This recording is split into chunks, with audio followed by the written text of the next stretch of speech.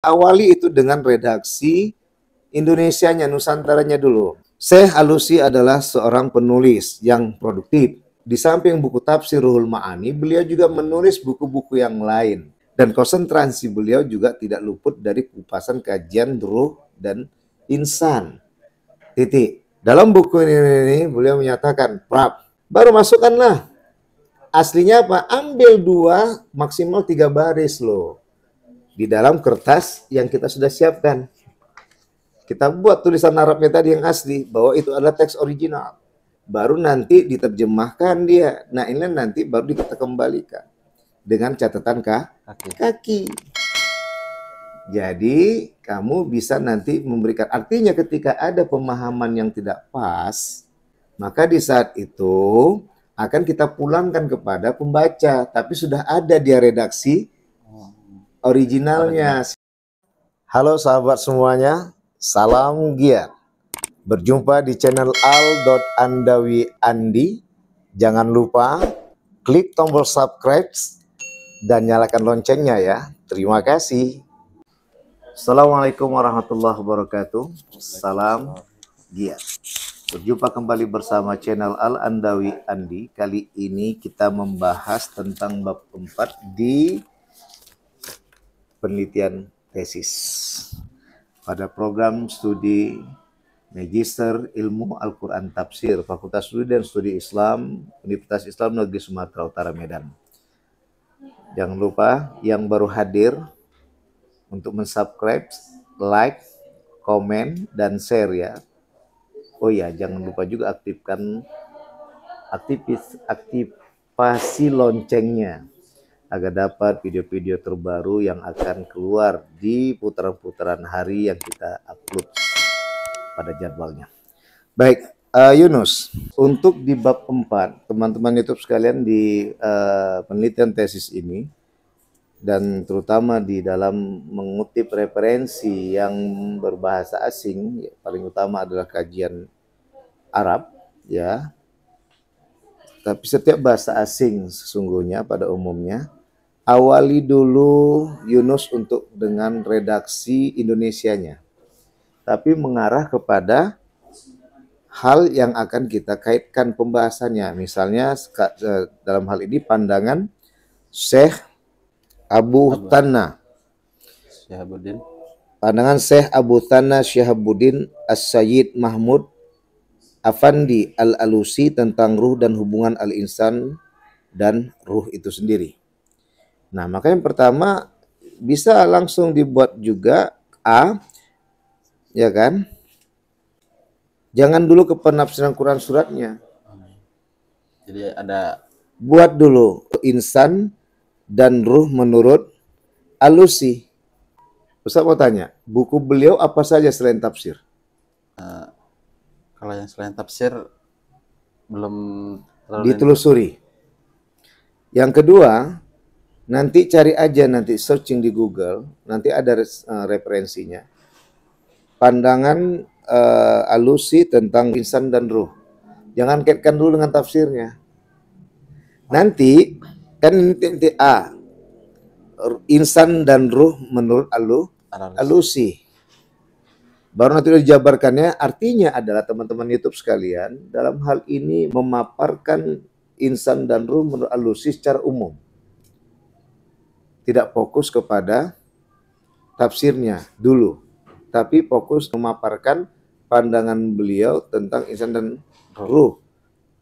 Artinya, buku manapun yang dia cantumkan, bagaimana dia berbicara tentang, bagaimana beliau berbicara tentang insan dan ruh. Jadi nanti bisa jadi barometer. Ternyata semua yang dipaparkan di dalam berbagai buku Alusi tentang insan dan ruh itu merujuk kepada tafsir beliau. Gitu ya. Merujuk pada tafsir beliau.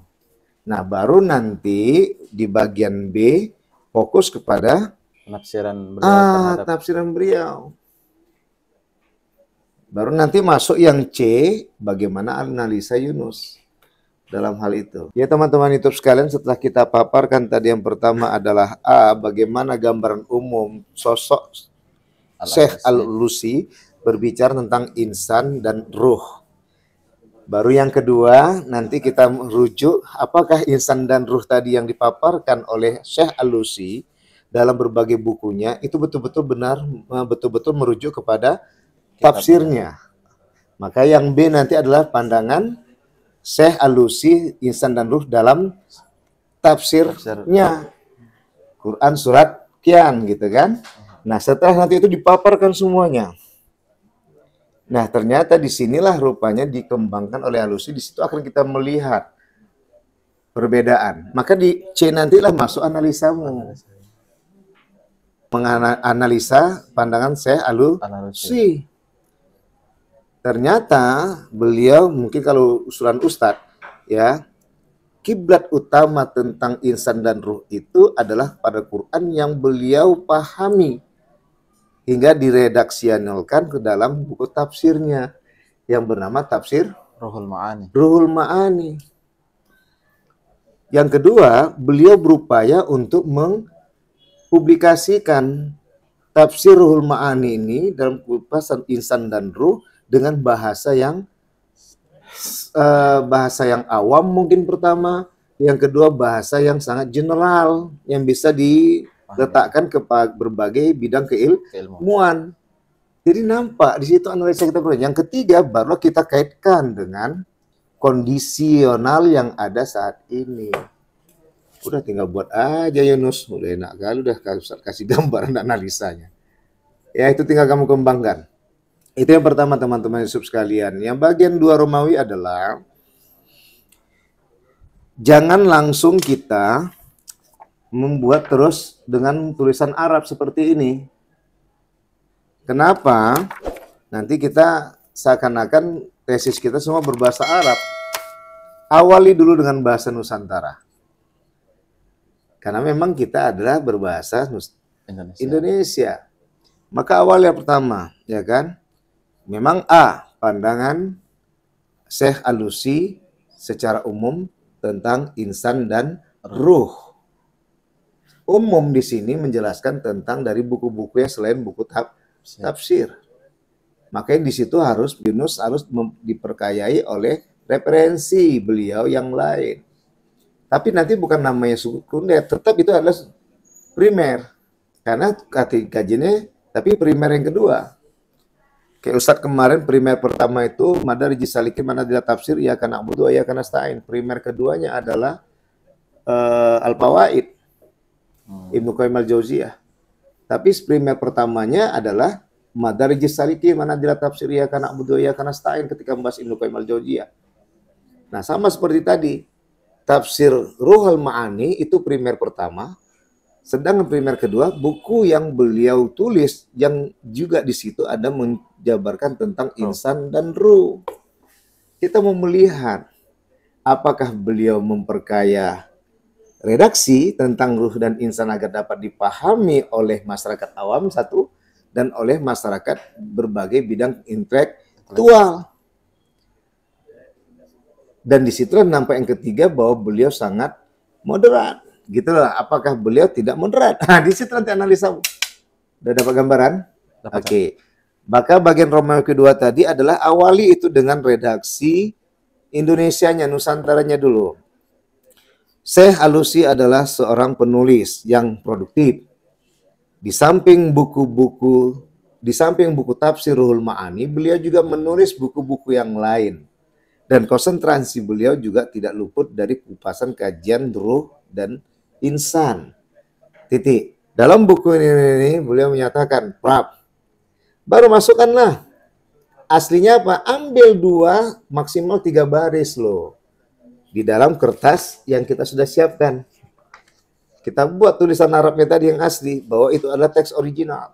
Baru nanti diterjemahkan dia. Nah, ini nanti baru kita kembalikan. Dengan catatan kaki.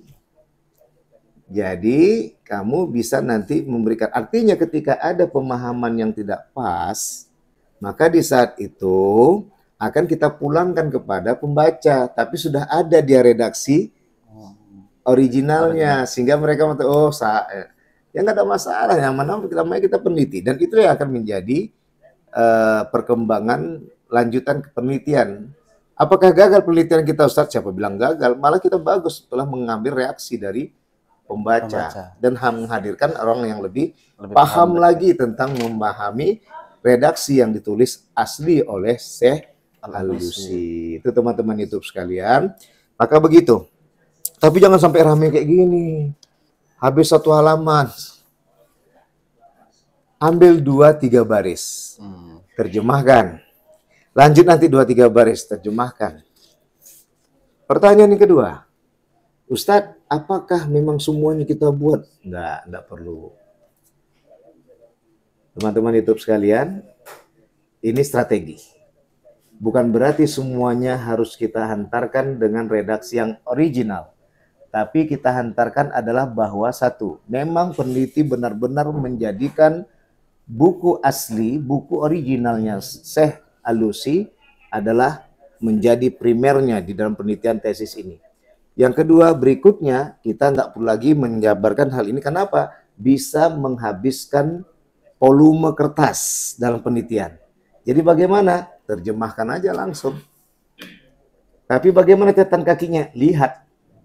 Tapi tentu bukan lihat kebunku penuh dengan bunga. Ya. Tapi yang disebut lihat Syekh Al-Alusi. Artinya apa lihat tadi? Bahwa kita yang mempunyai wewenang dalam menyusun redaksi. Dan membolehkan pembaca untuk kurang puas mengembalikan kepada rujukan yang asli dengan halaman yang sudah kita kasih tahu. Lihat Syekh Al-Alusi, Tafsir Ruhul Ma'ani,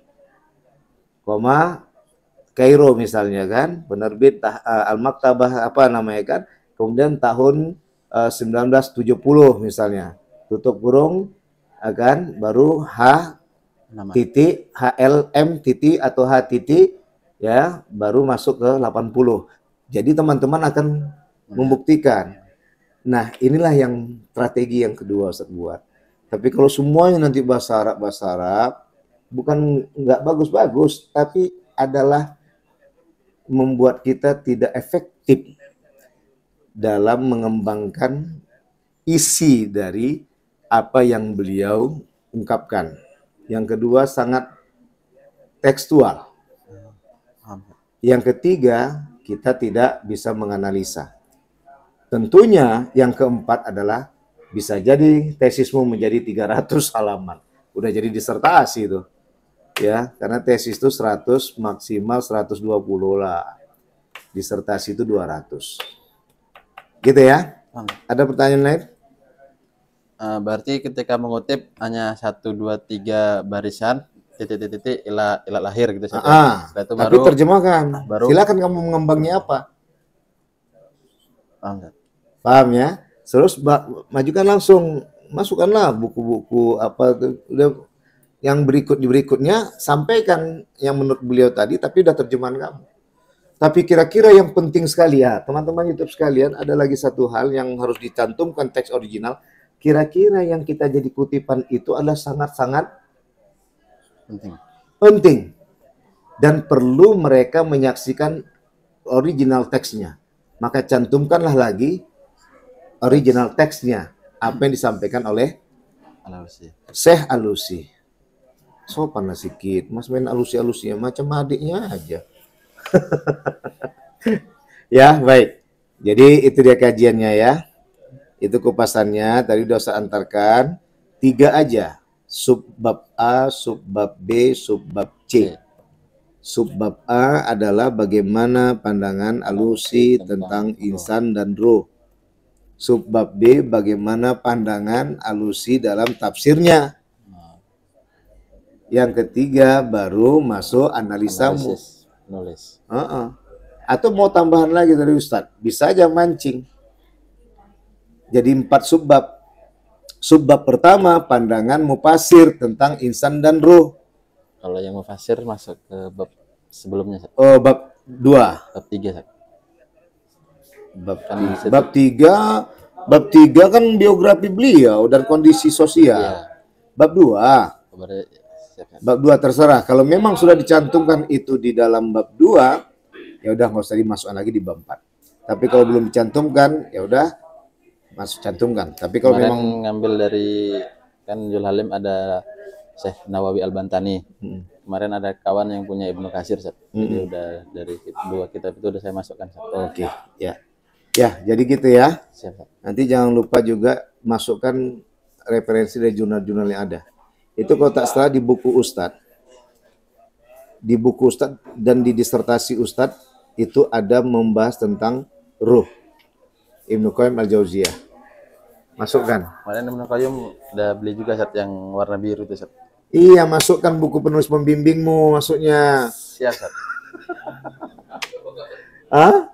Enggak. Itu maksudnya bahwa dosen-dosen kita aktif produktif dalam menulis. Ya, paham? Paham, Ustaz. Nanti kalau mau apa lihat di Google Scholar. Dikutip situ nanti halaman berapa apa semua ada situ ya. Dibuka. Paham Yunus? Paham, Ustaz. Jangan tak masuk. Udah Om bimbing tulisan ada tentang hal itu nggak dimasukkan. Ya, karena Ibnu Qayyim Al-Jauziyah tentang ruh itu membahas. Ustadz masukkan di dalam disertasi Ustadz. Ustadz masukkan dalam buku Ustadz Tasawuf Akhlaki. Ya, ada juga situ ya. Paham? Paham. Oke, ada pertanyaan lain? Seolah cukup, Ustaz. Udah. Baik, teman-teman YouTube sekalian, cukup sekian masalah bab 4 di penelitian tesis pada mahasiswa Magister Ilmu Al-Quran Tafsir Fakultas Studi Islam Universitas Islam Negeri Sumatera Utara. Sampai jumpa video berikutnya. Jangan lupa subscribe, like, komen, dan share. Juga aktifkan notifikasi loncengnya. Salam jihad.